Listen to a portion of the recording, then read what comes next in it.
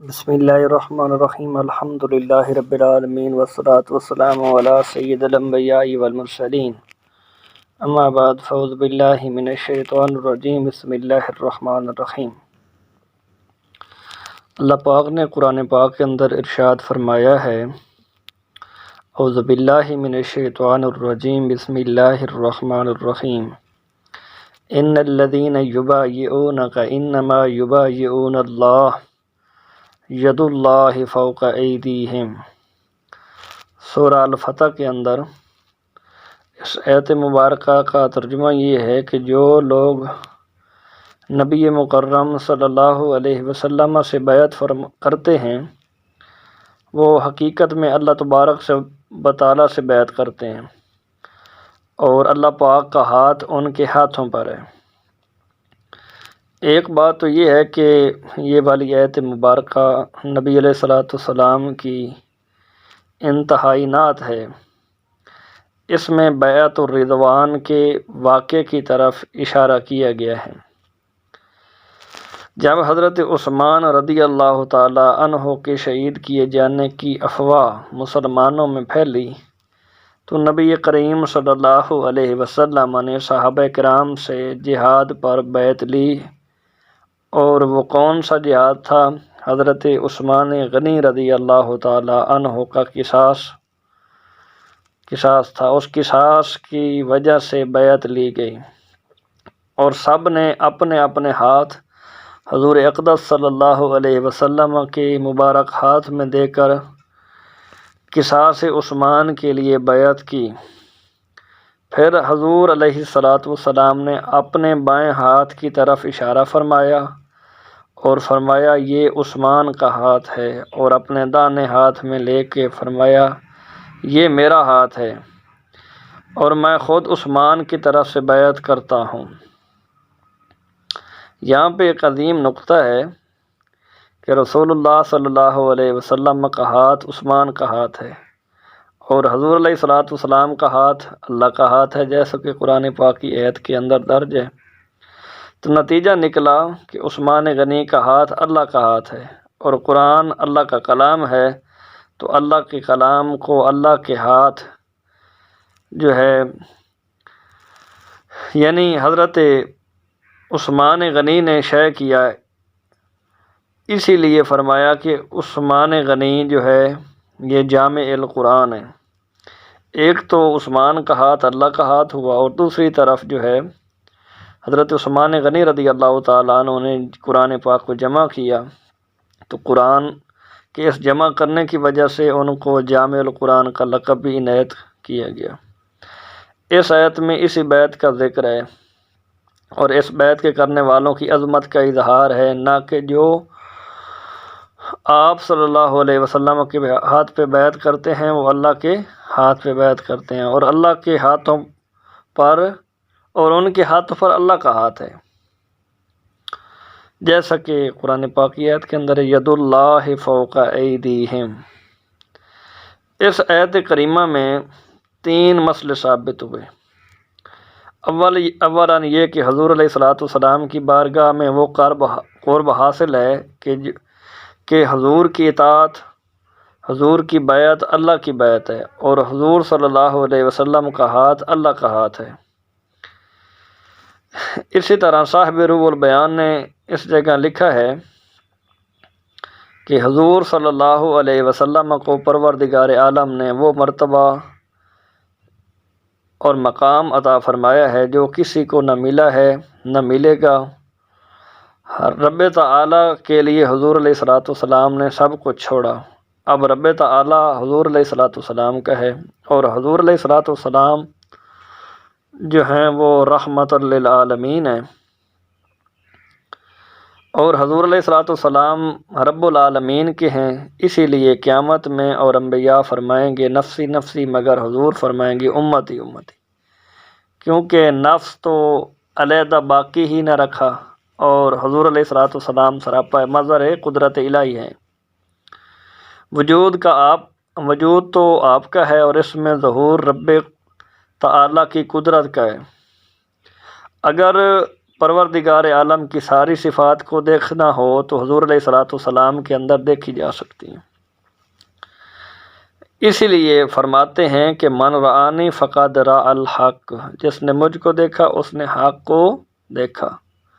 مگر ضبط کا یہ عالم ہے کہ ہر ادا اپنی بندگی کا اظہار فرماتے ہیں، اور بعض اولیاء اس نور کی تھوڑی جھلک پا جاتے ہیں تو منصور کہتے ہیں ان الحق، اور باجید بستامی کہتے ہیں سبحانی ما اعظم شانی۔ جب حضور علیہ الصلوۃ والسلام کا ہاتھ اللہ کا ہاتھ ہوا تو حضور کی زبان شریف اور سارے اعضاء میں خدائی طاقت ہوئی۔ یہ درجہ فنا فی اللہ کا ہے، صوفیاء اس بات کو سمجھتے ہیں۔ اس درجہ میں پہنچ کر انسان خارق عادت کی صفتیں پیدا کر لیتا ہے، یعنی اس کے اندر کرامات کا ظہور شروع ہو جاتا ہے۔ ایک یہ کہ بندے سے خدائی کام صادر ہونے لگتے ہیں، جیسا کہ حضرت آصف جو ہیں، آصف بن برخیہ، جو کہ حضرت سلیمان علیہ السلام کے وزیر ہیں، انہوں نے آنن فانن تخت بلقیس کو جو ہے وہ پلک جھپکنے سے پہلے لے کے آتے ہیں بارگاہ حضرت سلیمان علیہ السلام میں۔ اسی طرح حضرت یعقوب علیہ السلام نے مصر سے قمیض یوسف کی خوشبو پا لی، انی لآجد ریح یوسف۔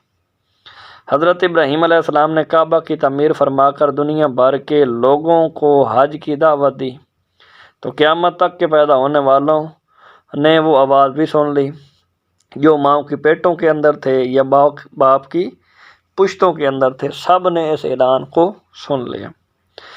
نبی پاک صلی اللہ علیہ وسلم کے اشارہ مبارک سے سورج جو ہے وہ لوٹ آیا حضرت علی المرتضیٰ کی نماز کے لیے۔ چاند آپ علیہ الصلوۃ والسلام کے انگلی کے اشارہ مبارک سے پھٹ گیا۔ بادل جو ہے وہ آپ کے اوپر سایہ کرتا تھا، جو اللہ کے پیاروں سے ظاہر ہو رہے ہیں۔ اسی طرح بادل جو ہے جب بارشیں زیادہ آ گئیں تو نبی علیہ الصلوۃ والسلام نے دعا کی تو بادل ہٹ گئے۔ اسی طرح خدائی کاموں کے بارے میں کہہ دیتا ہے کہ میں کر سکتا ہوں، یا یہ کہہ دیتا ہے سارا عالم میری ملک ہے۔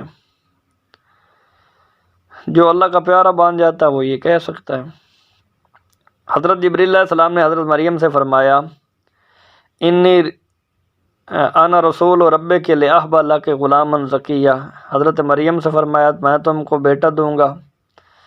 اسی طرح حضرت عیسیٰ علیہ السلام نے فرمایا وَأُحْيِي الْمَوْتَى بِإِذْنِ اللَّهِ، میں مردے کو زندہ کر سکتا ہوں اللہ کے اجازت سے۔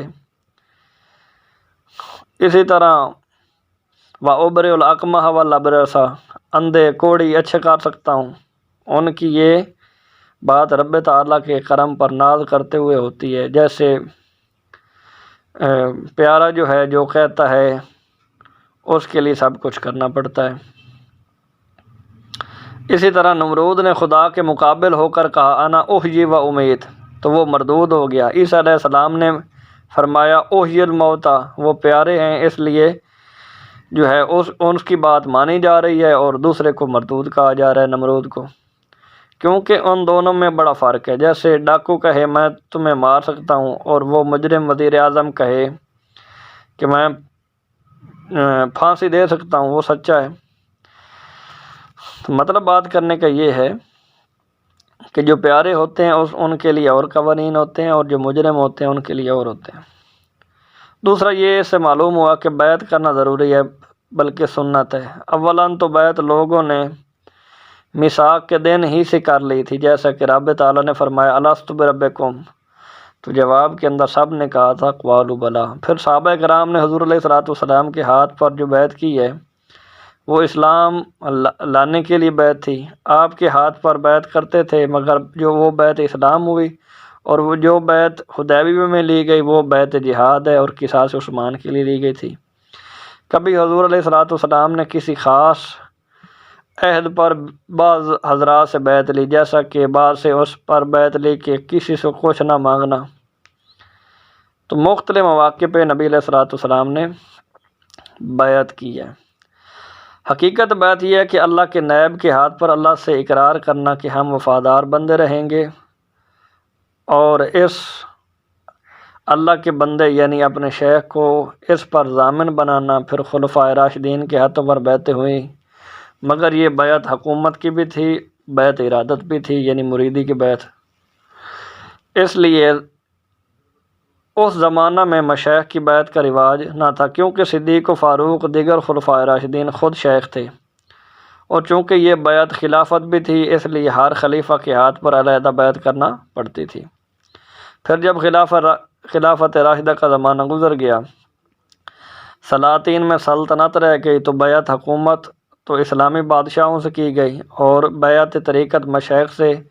مرید کے معنی ہے ارادہ کرنے والا، چونکہ یہ بھی اللہ کی رضا کا طالب ہے اس لیے اس کو مرید کہا جاتا ہے، اور یہ لفظ قرآن پاک کی اس آیت سے لیا گیا ہے، یریدون وجہ اللہ اولئک هم المفلحون۔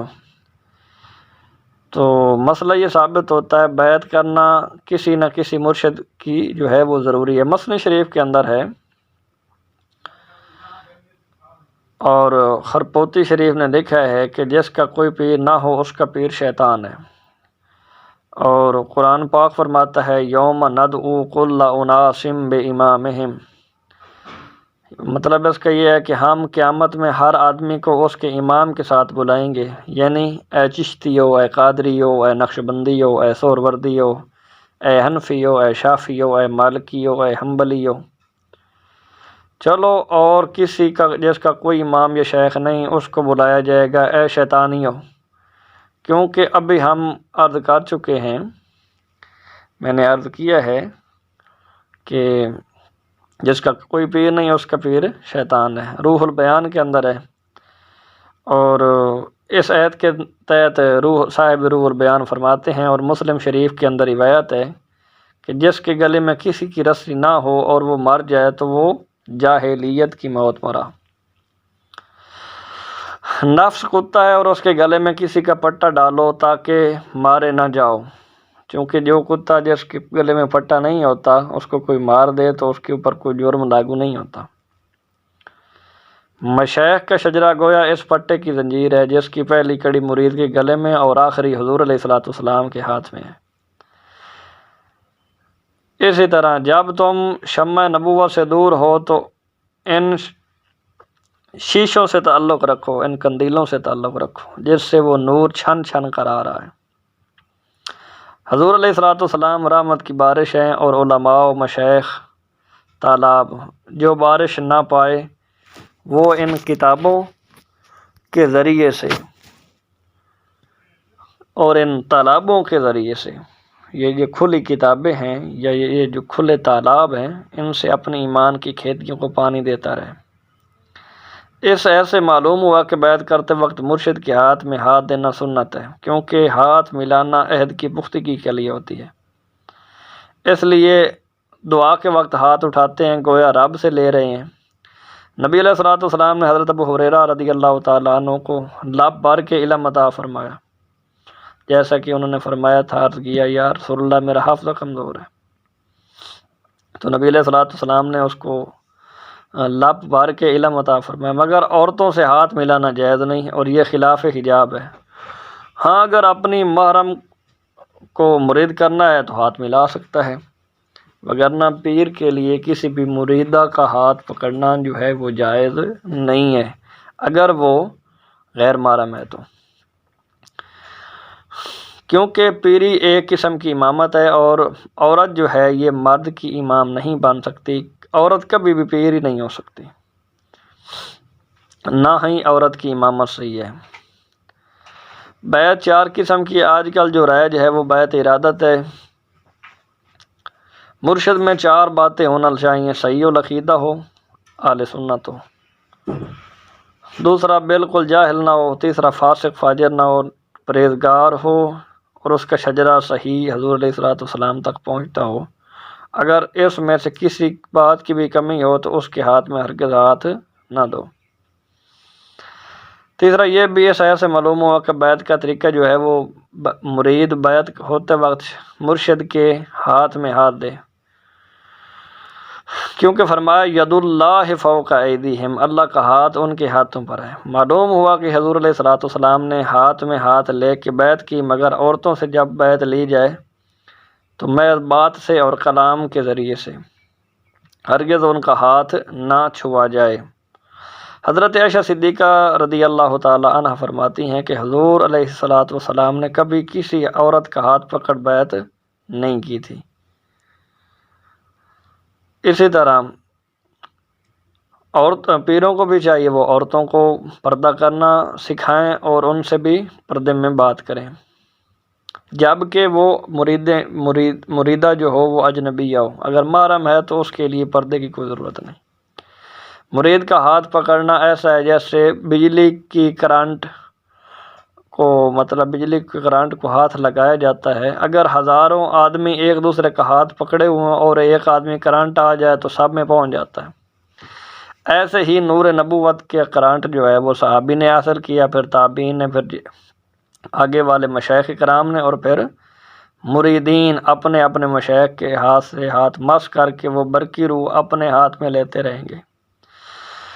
اگر عورت کا ہاتھ پکڑ کر بیعت نہ کر سکیں تو رومال یا چادر کا ایک گوشہ مرشد پکڑے، دوسرا گوشہ وہ عورت جو ہے پکڑے گی، تاکہ یہ نوری کرنٹ اس ذریعے سے اس عورت جو مرید ہونے جا رہی ہے، جیسے ریل کے ڈبے کا حال ہے کہ ایک ڈبہ دوسرے کے ساتھ چین کے ذریعے سے یا کسی بھی ذریعے سے جڑا ہوا ہوتا ہے۔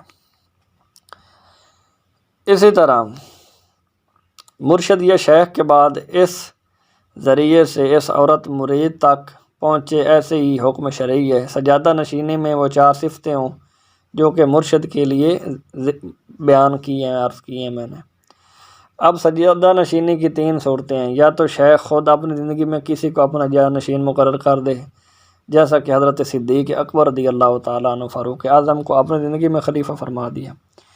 یا شیخ کے عام مریدین شیخ کی وفات کے بعد اس کو سجادہ نشین بتا دیں، جیسا کہ حضرت صدیق اکبر کی خلافت کے عام مسلمین کے مشورے سے ہوئی۔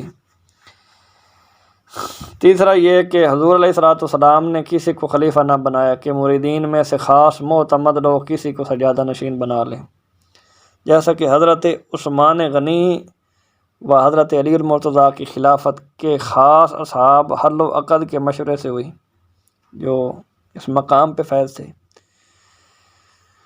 یہ خلافتیں آج کل کی خلافتوں کے لیے دلیل ہیں۔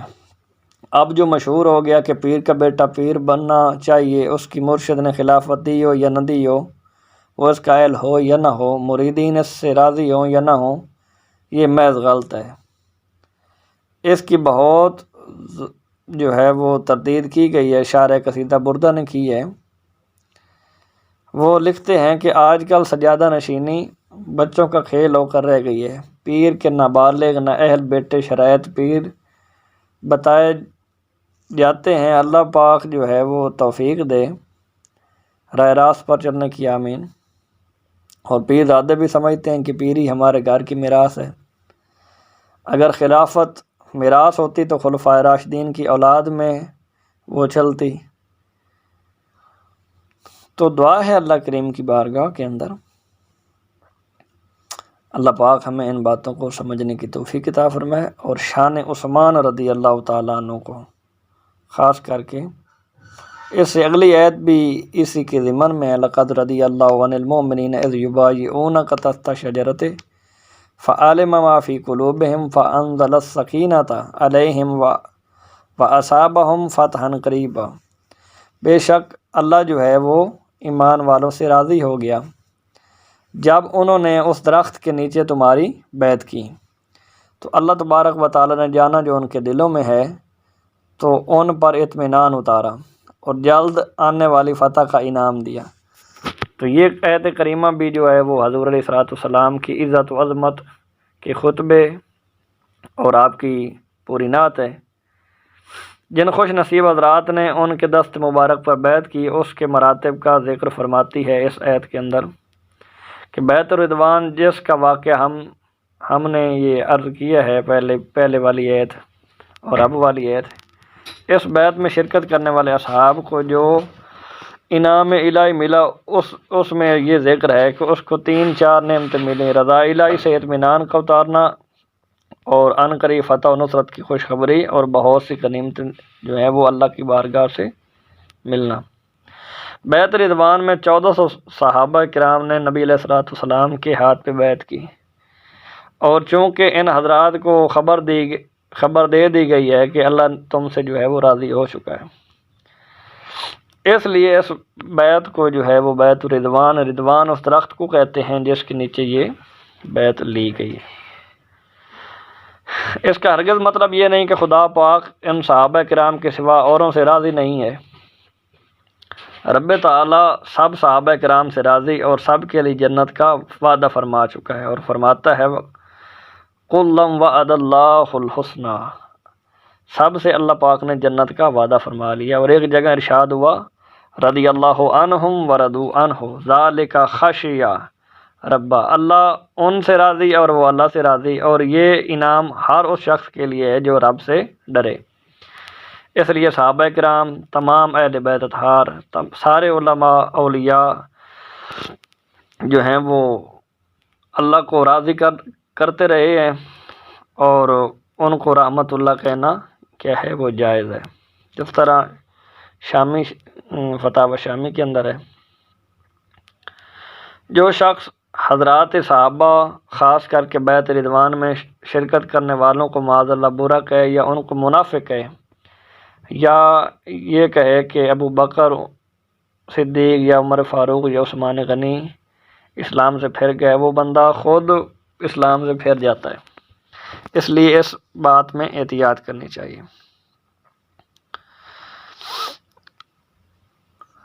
اسی طرح جس درخت کے نیچے یہ بیعت لی گئی تھی وہ درخت ببول کا تھا، جس کو عربی میں کہتے ہیں سمرا، یا کہ بیری کا درخت تھا۔ غرض کے خاردار درخت تھا، مگر روح البیان میں روایات ببول کے درخت کی ملتی ہیں۔ قدرت الہی سے یہ درخت غائب ہو گیا، اور لوگ دوسرے درخت کو یہ درخت سمجھ کر اس کی زیارت کرتے تھے، اور اس کے نیچے جا کر نمازیں ادا کرتے تھے برکت حاصل کرنے کے لیے۔ حضور علیہ الصلوۃ کے وصال مبارکہ کے بعد حضرت فاروق اعظم نے اولاً تو ان کو اس بات سے روکا کہ یہ وہ درخت نہیں ہے جس کے نیچے ہم نے بیعت کی تھی، مگر جب معلوم فرمایا کہ لوگوں کو دھوکہ لگا ہوا ہے تو اس غلطی سے بچانے کے لیے یہ درخت کٹوا دیا، جس طرح مسلم شریف کتاب الامارات کے اندر، باب بیعت رضوان کے اندر، اور کتاب جو ہے بخاری شریف کتاب المغازی کے اندر، اور تفسیر البیان کی اسی آیت کے تحت جو ہے وہ درج کیا گیا ہے۔ بعض لوگ اس واقعہ فاروقی کو سند بناتے ہوئے اولیاء اللہ کی قبور گرانے اور ان کی توہین کرنے کے لیے فاروق اعظم نے وہ مبارک درخت کٹوایا، ہم یہ چیزیں گراتے ہیں۔ صاحب روح البیان اس آیت کے تحت درج فرماتے ہیں کہ یہ لوگ نہایت ہی بے دین ہیں، اور ان کا یہ فعل کفر ہے، اور یہ فرعون نے کہا تھا کہ اگر فاروق اعظم رضی اللہ تعالی عنہ، فرعون نے یہ کہا تھا ضروری اقتل موسیٰ والید ربہ، اگر فاروق اعظم رضی اللہ تعالی عنہ انہوں نے کوئی برکت کی مخالفت نہیں کی، بلکہ وہ تو حضور علیہ الصلوۃ والسلام کے بال شریف، لباس شریف اور آپ کی وضو مبارک سے کیے جانے والا پانی بھی نہیں چھوڑتے تھے، اور حضور علیہ الصلوۃ والسلام کا روضہ خود فاروق اعظم رضی اللہ تعالیٰ عنہ نے تعمیر کرایا۔ تمام علماء ملت مدینہ جو ہیں وہ ادھر جاتے رہے ہیں، مگر کسی نے بھی نبی علیہ الصلوۃ والسلام کے روضہ پاک کی عمارت کی مخالفت نہ کی ہے۔